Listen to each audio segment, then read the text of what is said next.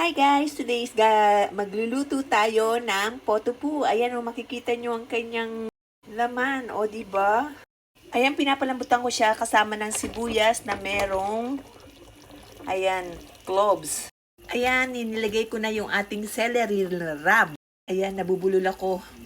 Ayan, lagay na rin natin ang ating carrots.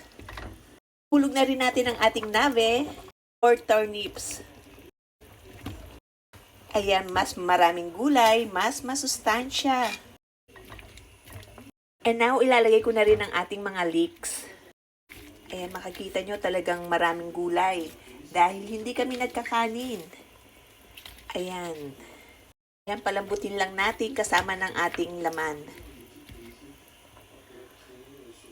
Takpan muna natin. So, ayan, kumukulo na siya.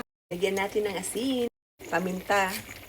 Ayan, dinmayhan ko yung ating paminta para mas malasa siya at may magbigay ng konting init. Ayan o, talagang magulay siya. Ayan, palambutin lang natin ang gusto yung ating laman.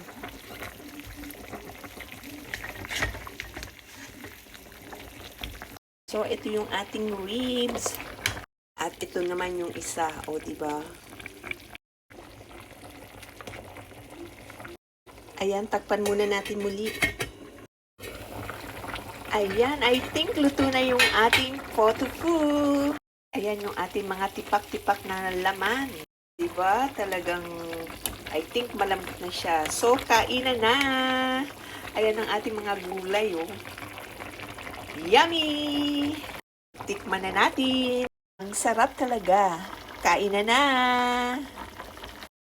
Bon appetit! Yummy!